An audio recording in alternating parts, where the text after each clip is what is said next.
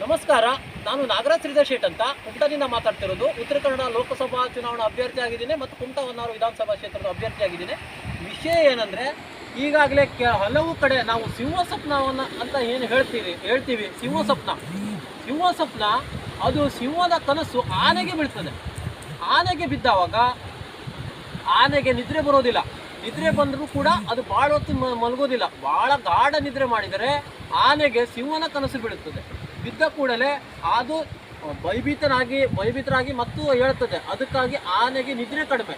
ಅದಕ್ಕೂ ಆ ಒಂದು ನಿಟ್ಟಿನಲ್ಲಿ ಸಿಂಹ ಸ್ವಪ್ನ ಅಂತ ನಾವೇನು ಹೇಳ್ತೀವಿ ಜನರಿಗೆ, ಏನೋ ಒಬ್ಬ ನಮಗೆ ಸಿಂಹ ಸ್ವಪ್ನವಾಗಿ ಕಾಡ್ತಾ ಇದ್ದಾನೆ, ಯಾವುದೋ ಒಂದು ಕ್ರೀಡೆಯಲ್ಲಾಗಿರ್ಬೋದು, ಯಾವುದ್ರೆಲ್ಲ ಆಗಿರ್ಬೋದು, ನಾವು ಸಿಂಹ ಸ್ವಪ್ನವಾಗಿ ಕಾಡ್ತಾ ಇದ್ದಾನಲ್ಲ ಇವನು ಅವನಕ್ಕೆ ಆನೆಗೆ ಆ ಕನಸು ಬೀಳ್ತದೆ.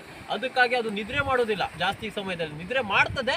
ಅದಕ್ಕೆ ಎಷ್ಟು ಬೇಕೋ ಅಷ್ಟು ಗಾಢ ನಿದ್ರೆಯಲ್ಲಿ ಅದು ಮಲಗಿದರೆ ಆನೆಗೆ ಸಿಂಹದ ಕನಸು ಬೀಳ್ತದೆ. ಕನಸು ಬೀಳೋದಕ್ಕೆ ಅದಕ್ಕಾಗಿ ನಾವು ಸಿಂಹ ಸ್ವಪ್ನ ಅನ್ನುವಂಥದ್ದು ವಾಡಿಕೆಯಲ್ಲಿ ಇದೆ. ಅದಕ್ಕಾಗಿ ಅದು ನಿದ್ರೆ ಕಡಿಮೆ ಇರೋದ್ರಿಂದ ಅದಕ್ಕೆ ಸ್ವಲ್ಪ ಬುದ್ಧಿ ಕಡಿಮೆ ಅಂತಲೂ ಕೂಡ ಹೇಳ್ತಾರೆ. ಯಾಕಂದರೆ ಉತ್ತರ ದಿಕ್ಕಿನಿಂದ ಅದು ಮಲಗಿರ್ತದೆ ತಲೆ ಕೊಟ್ಟು.